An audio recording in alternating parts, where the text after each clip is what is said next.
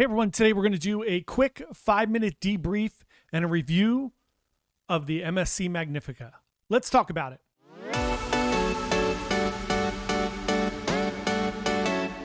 Hey everyone, John here from Bite Size Cruises. I am fresh off the MSC Magnifica. Got off yesterday morning, flew home to Philly, bought this fun heat culture shirt. I needed something with long sleeves to come home. So here we are back in Philadelphia, freezing cold. Miami was great. The cruise was fun. Let's get into the Magnifica and what we kind of thought about the ship. So contrary to my normal, I usually join a Facebook group of the cruise like a few months ahead of time. It's great for information. It's great to just talk to people and meet some people. And then generally I leave that group on the first day of the cruise because it just turns into negativity in my experience. This time I did not. Rob, another content creator from YouTube who has a channel Here Today, Where Tomorrow. He's great. Go subscribe.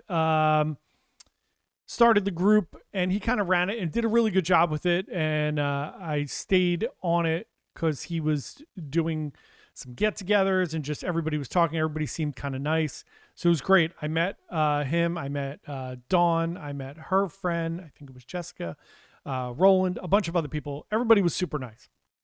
So I stayed in the group. And then at the end of the cruise, people started to give feedback and a lot of it was negative.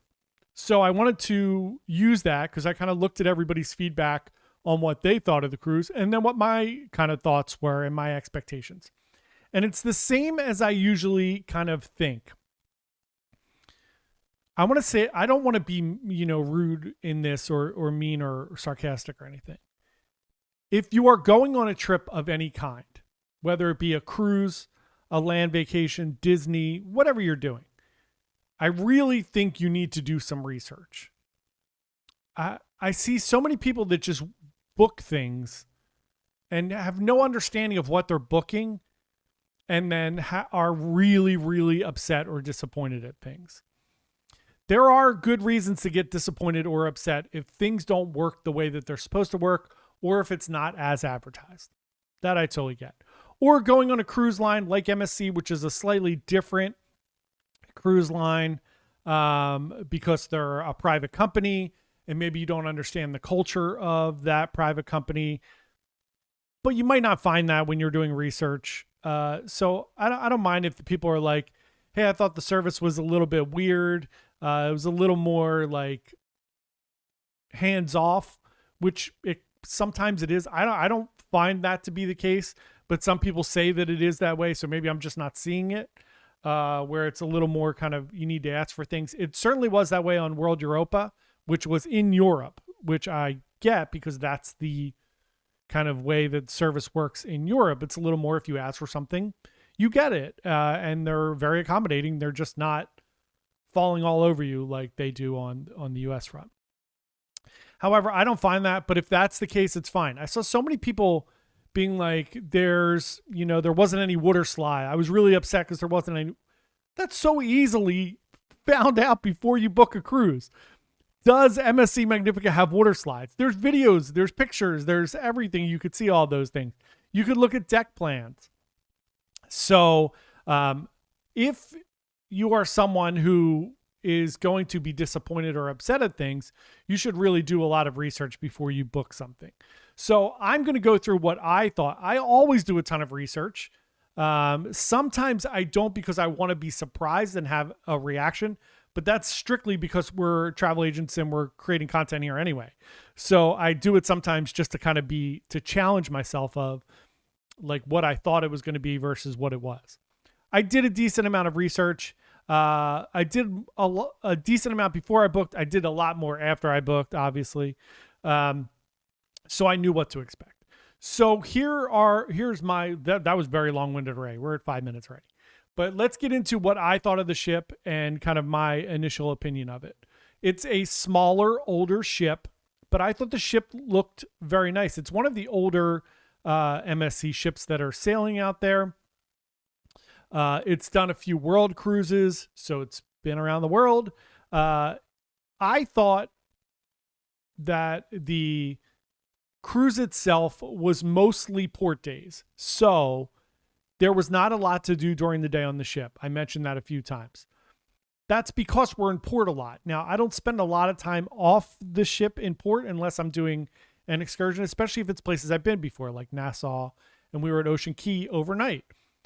I thought, from that perspective, I thought the ship was very nice. Everything looked good. Everything was up to date. They were constantly cleaning and maintaining the ship, as all of the cruise lines generally do, in my experience. I thought the ship looked really good. I thought the food, I did not eat dinner in the main dining room. I don't love eating dinner in the main dining room generally. I just think it's too long and drawn out. And I just want to do things. I don't want to get stuck sitting somewhere for 2.5 hours or 2 hours. And the food is never as good as I would want it to be in a restaurant. So it's fine, but to me, it's almost like it's like a slightly different version of the buffet, but you get one thing, right? So, and I know people complain that they charge for extra entrees and it was small portions and all that. So I don't deal with it. I either go to specialty dining or I go to the buffet, but I get in there early so I don't get discouraged or anything with the buffet. But the buffet was kind of not crowded at all. The ship wasn't overly crowded. It wasn't a full sailing. So I avoided the main dining room except for breakfast. The breakfast was very good. I had no issues. I sat by myself one day and they put me at a table with a bunch of people the other day. And it was fine. People were really nice. I would prefer smaller table with maybe just a few people. It was like 8 people. So it was a little overwhelming with like a couple different couples. And I could tell they didn't want to be with a group of people. But it was fine. I'll do reviews on all the dining and everything, but I thought for the most part, the food was very on the same level as every other cruise line. I compare, when I compare entertainment or food or anything, I'm not comparing it to like going to a restaurant on land because it's different. I'm not comparing it to like something super fancy. I'm comparing it to the other cruise lines. I think the buffet is on par with every other cruise line. The few differences I see is they don't really do as much ethnic food. So there's not as much, like if you go on Royal, Norwegian, Carnival, those ships, Princess, any of them, you're going to get there's a lot of like Asian, Indian food. I love all that stuff. It's great. It's one of the reasons I go to the buffet. I don't see that a lot on MSC. It's not a big deal. There is a lot of Italian food. So you could like go to the buffet and make a full, really beautiful charcuterie board for every meal. Breakfast, lunch, and dinner. There are meats, cheese, and I'm talking like salamis, hams, cheddars, bries, you name it. There's everything. There's tons of fruits. There's tons of pasta. There's pizza almost 24 hours a day, and their pizza is very good. So I thought that for the most part, the food was good. I ate at the specialty restaurant twice for dinner, once for lunch. It was the Oriental Plaza. Food was good. We'll go into a full review of that. People complained a lot about the food. I think people always complain about food. They complained a lot about the service, and they complained a lot about the entertainment and the cruise director. I thought the cruise director was great. I saw him all over the place. He was at almost every show. So I'm not sure what their expectations were. But again, if you don't kind of understand what you're looking for or what it is, you're going to be disappointed. So as per normal, my outlook on this ship was, I thought it was a nice ship. I don't think I would go on it again for a short sailing. Short sailings tend to be more drinking. I thought the clientele was a little bit more party than normal for MSC. But I thought it was good. If it was a 7-day cruise and maybe there were a few sea days, maybe I would try it again. Not my favorite ship of all time. But certainly if you're looking for a quick couple day getaway, it's doing 3 and 4 days. Doing the overnight at Ocean Key was really nice. So if you're into that, you don't have to be on the ship all that much on this one. So I liked it. I had a really nice time. I was a little bit bored at times, but that's on me for not getting off the ship and doing more things, not on MSC. There are not a lot of things to do during the day. If you are at port, which is pretty normal. Now, most cruise lines will do trivia or something. There wasn't anything from like 8 a.m. to 3 p.m. So if that's going to be an issue for you, that's something to give you a heads up about. But the entertainment, the shows in the theater were very good. They were not the best shows I've ever seen. They were excellent shows. They were not bad. They were not as. It was better than Seascape. Seascape was really weird. So all in all, I think it was a nice ship. If you are looking for something different, if you want to try a different cruise line or something different, just go in with your expectations tempered. This is not a Royal Caribbean ship that has a promenade and ice skating and Central Park and all of those other things. It is a very traditional, older style cruising experience. Relax by the pool during the day. There's an indoor pool. There's an outdoor pool. Read a book, enjoy yourself, get off, go to the islands, and then go to the entertainment, eat dinner at night, and I think you will have a great time. There are no bells and whistles on this ship. It is very much a traditional, older cruise ship.